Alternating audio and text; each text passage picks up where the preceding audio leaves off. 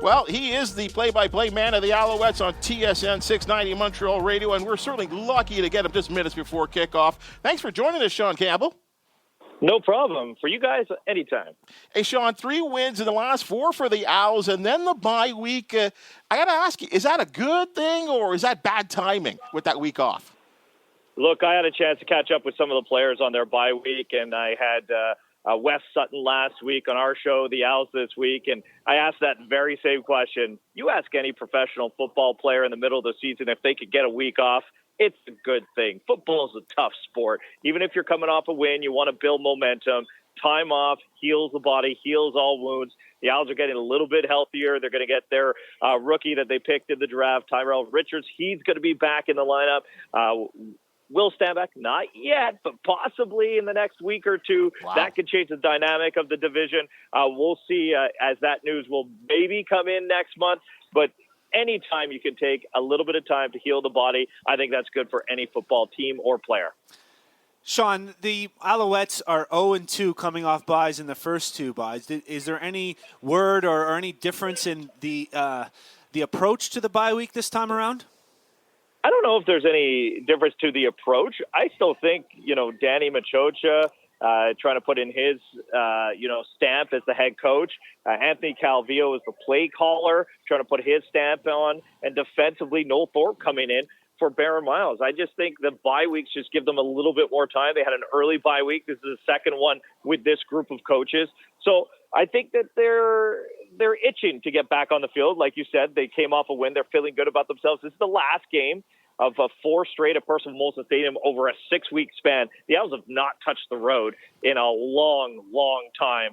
So they want to send off. They want to head off on the road on a good note. So I think that they're mentally in a very good spot right now. Sean, there's no doubt that the players aren't going to need any special juice to get jacked up for this one. Everyone knows what's on the line. I'm looking at a position group that has a few new faces, some old faces. I just wanted you to talk a little bit about the defensive line, because to me it's very intriguing, the Montreal defensive line, and they seem to be playing very well as of late, both shutting down the run and getting after the quarterback and adding a few faces who had been there before. What's that going to look like tonight? Yeah, you know what? It seems that every week the defensive line looks a little bit different, but they're feeling good. And, the defensive line under Noel Thorpe plays a little bit of a different role. A lot of blitz packages coming from the linebacker, so it's almost like you're a distraction piece.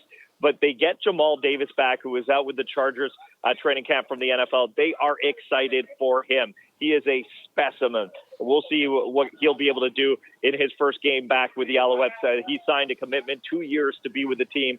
Thomas Costigan in that trade from Edmonton. In his first game a couple weeks ago, he had the sack and the forced fumble. Danny Machocha loves this player. Noel Thorpe loves this player, has played there before. So these are the newcomers or the guys coming back. And then you still have Mustafa Johnson, who made such a big impact last week with the safety and another sack, so 2 sacks in his Owls starting debut. They still have Nick Usher. They still have the veteran Almondo Sewell. I mean, they have whatever kind of defensive lineman you want, they have on this line.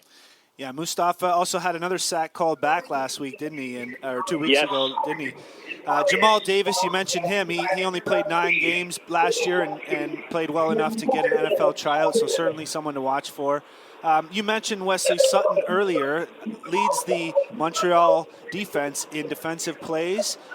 Going against the top targeted receiver in the CFL, Tim White, what do you expect from that matchup? It'll be challenging. I think that, when you're playing football and the ball is going to be coming your way, you have to be careful, because Wes Sutton earlier this year had gotten in trouble for some pass interferences. Owls fans were saying he had 3 big pass interferences in one game. Oh, you should cut him, get rid of him. No, the Owls stuck with him, and he has turned into be one of their best defensive players. He gets in on the blitz. He gets in on any single play. He loves getting this number called from Noel Thorpe, but he is very good in coverage as well, and he's picked up a couple of INTs. So he is a guy that you have to watch out for. But I know as a defensive back, when it's either if it's Tim White or Dunbar, both guys have been targeted over 100 times this year.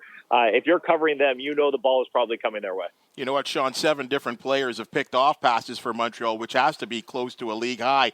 But there's certainly a big loss this evening at the safety position for the Owls.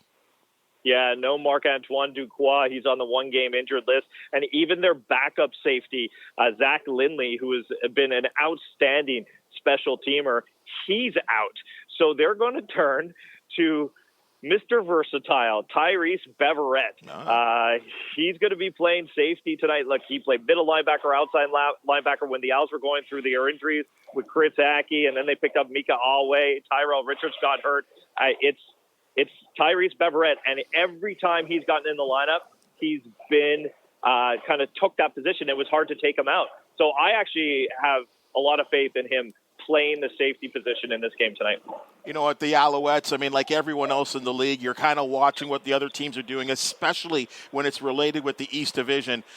Any comment from the Alouettes players this week about what happened last weekend when they beat Winnipeg, when the Tiger Cats beat Winnipeg?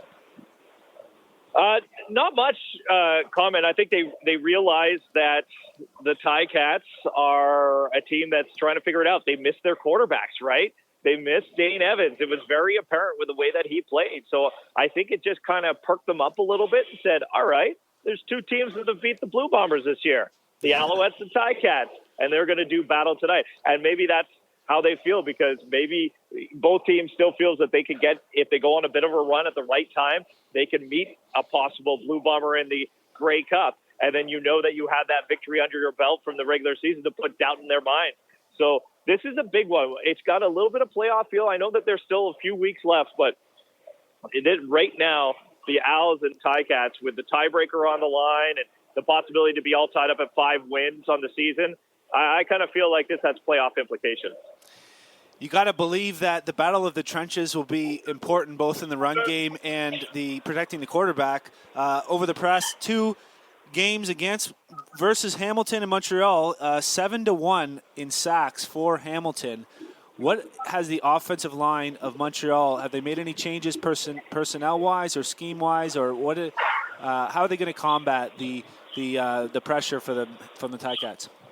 Yeah, I think you'll see a little bit of extra protection if Jeshuan Antwi's in. It's a really good blocker at running back, and they have made it a personnel change. The left guard, they've taken out Philip Gagnon, and it will be Pierre-Olivier Lestage, who joined the team mid-season after being cut from the Seahawks. And it's taken him a little bit of time. He's been dressing. He's been part of the 6 offensive line, the jumbo package, but he's getting the start at left guard tonight. So a little bit of a change on the offensive line. So you'll see that they'll bring in extra offensive linemen. They'll keep their running backs to help with the pass protection to give Trevor Harris just a little bit more time. Sean, the much talked about horns will be blowing tonight, and I certainly feel like we're in for, as you said earlier, a playoff atmosphere contest. Thank you for checking in. Anytime, guys.